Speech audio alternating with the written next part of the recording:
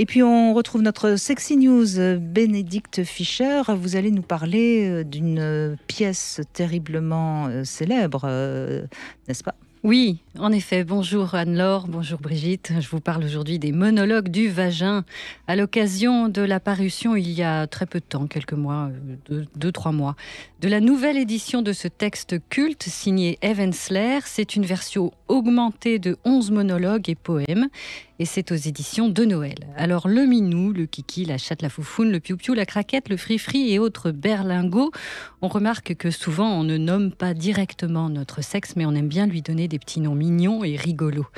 Eve Ensler, elle, a choisi le mot vagin, un terme à connotation plutôt médicale, mais qui, selon elle, est plus apte à se faire entendre. Vous avez vu la pièce, Anne-Laure, Bénédicte? Et non, malheureusement. Alors, moi, je l'ai vue il y a très longtemps, hein, et j'avais été très, très étonnée de la réaction des hommes dans la salle, qui étaient assez gênés. Oui. Vous vous souvenez, vous aussi, hein? Oui, tout à fait. Le mot vagin, pour les hommes, c'est un mot un peu compliqué.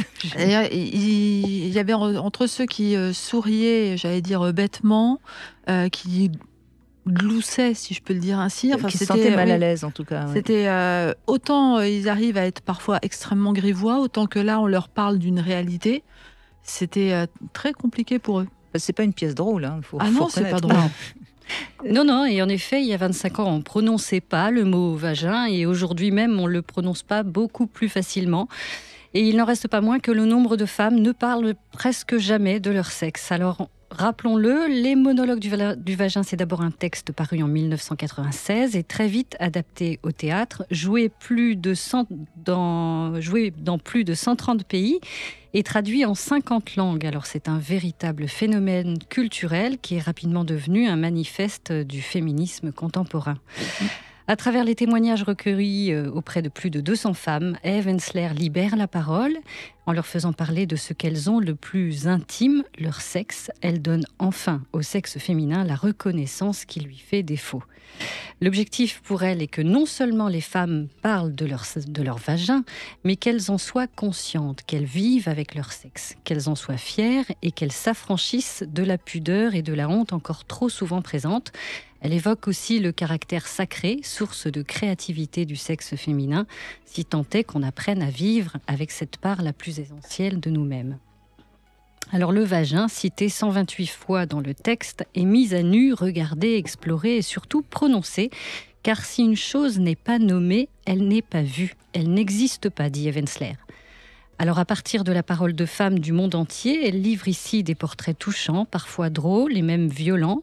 On parle de découvertes, de règles, de désirs, de fantasmes, de masturbation, de plaisir. Une vieille femme raconte avec pudeur que son truc, là en bas, a inondé la banquette de la voiture de son petit ami. Une jeune fille livre les souvenirs de ses 5 à 16 ans autour de son petit Cucci. Une ancienne avocate explique comment elle est devenue gémisseuse. Bref, le vagin s'exprime dans toutes ses différences, avec malice et impertinence, parfois avec pudeur. Et je vais vous en lire un petit extrait. « Qu'est-ce que tu fais, Bob ? J'ai besoin de te voir, a-t-il répondu. J'ai dit, pas la peine, contente-toi de plonger. J'ai besoin de voir à quoi tu ressembles, a-t-il répliqué. J'ai dit, mais tu as déjà vu un fauteuil en cuir rouge ? Bob a continué, impossible de l'arrêter. J'avais envie de vomir et de mourir. J'ai dit, c'est terriblement intime, tu ne veux pas juste plonger ? Non, a-t-il répondu, c'est la personne que tu es, j'ai besoin de voir. J'ai retenu ma respiration. Il a regardé et regardé, il soupirait et riait et examinait et grognait. Sa voix s'est voilée et son visage a changé.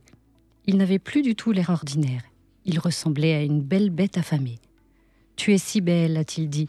Tu es élégante et profonde et innocente et sauvage. » J'ai demandé « Tu as vu tout ça ? Là-bas ?» Tout ça, a-t-il répondu. Et plus encore, bien plus. Il est resté presque 1 heure à regarder, comme s'il étudiait une carte ou observait la lune, comme s'il me regardait dans les yeux, sauf que c'était mon vagin. En pleine lumière, je le regardais me regarder, et il avait l'air si sincèrement enthousiaste, si serein et euphorique, que j'ai commencé à mouiller et à être excitée. J'ai commencé à me voir comme il me voyait. J'ai commencé à me sentir belle et délicieuse, comme un tableau de maître ou une cascade. Bob n'avait pas peur. Il n'était pas dégoûté. J'ai commencé à me sentir exaltée, à me sentir fière. J'ai commencé à aimer mon vagin. Et Bob s'est perdu là-bas. Et j'étais là, avec lui, dans mon vagin. Et nous avons décollé. C'est un extrait positif, mais il y a évidemment beaucoup d'extraits négatifs, enfin notamment des scènes de violence, de viol. Il y a des scènes oui, c'est pas... Mais il y a de découverte. Il y a beaucoup de scènes de découverte. Parce que dans ce que vous dites, ce qui n'est pas nommé n'est pas vu, mais par définition, on a quand même beaucoup de mal à le voir, notre vagin. Oui, il y a justement un petit témoignage, une nouvelle presque, d'une jeune fille qui apprend, qui va dans un atelier du vagin pour apprendre à se découvrir avec le petit miroir. Donc elles sont plusieurs et elles apprennent vraiment à se voir, vraiment. Parce que pour le nommer, il faut le voir et il faut l'avoir vu, il faut le connaître. Et d'ailleurs, dans ce que vous venez de lire, elle dit là-bas, comme si c'était extrêmement loin. Comme si c'était très loin. C'est pas si loin que ça. Oui. Mais... elle était peut-être très grande. Hein. Ah, peut-être. Alors voilà, les monologues du vagin nous donnent à réfléchir et toujours à nous interroger sur la place que l'on accorde à la sexualité dans nos vies, mais aussi sur la bienveillance que l'on devrait avoir envers nous-mêmes et envers notre sexe. En somme, ces monologues nous invitent à nous aimer un peu plus. Quant aux 11 nouveaux textes, ils sont quant à eux consacrés à la violence faite aux femmes. On sait qu'Evensler est très engagée dans cette cause, ayant été elle-même victime d'abus sexuels par son père. Elle a d'ailleurs publié en 2019 un livre qui s'appelle « Pardon », un texte qu'elle a écrit sous la forme d'une lettre d'aveu et d'excuses qu'elle aurait tant aimé que son père lui écrive. Elle continue à se battre contre la violence faite aux femmes à travers son association Viday, qui a vu le jour lors de la première représentation des monologues et qui vient en aide aux femmes victimes de violences. Alors 25 ans après leur parution, les monologues du vagin restent un texte important, même s'il existe aujourd'hui de nouveaux espaces pour parler de sexualité, comme certains podcasts dédiés. En tout cas, on espère les retrouver bientôt dans les salles de théâtre, car c'est là qu'ils s'incarnent complètement. C'est un très beau spectacle. Si on le rejoue, n'hésitez pas à aller le voir. Oui. Et puis, c'est bien, Bénédicte, de nous reparler du livre. Parce que je ne savais pas qu'il était sorti en livre aussi. Oui, voilà, avec 11 monologues inédits.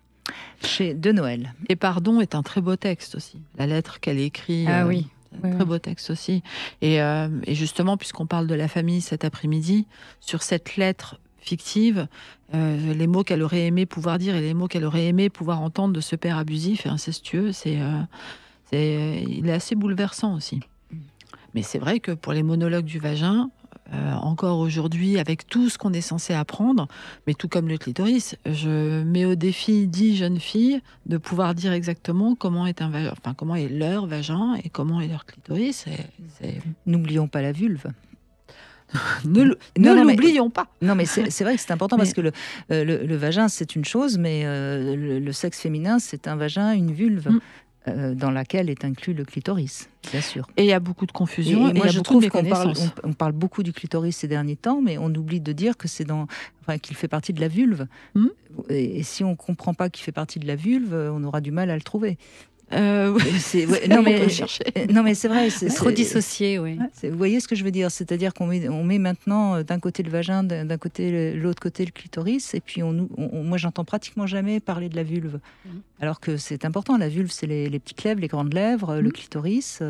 Enfin voilà, donc mettre les vrais mots sur le sexe féminin, c'est important. Enfin, en tout cas, c'est ce qu'on fait nous. Et arrêter de le présenter uniquement comme une espèce d'assemblage de planches anatomiques, mais ça vit, ça mouille, ça s'excite, ça fait mal, ça parfois. Se rétracte, oui, ça fait la tête. Quand ça veut pas, ça veut pas. Voilà. Apprendre à le comprendre. Merci. Merci en tout cas Bénédicte Fischer. Et d'ailleurs, on parlera d'excitation lundi avec Robert Zuilly.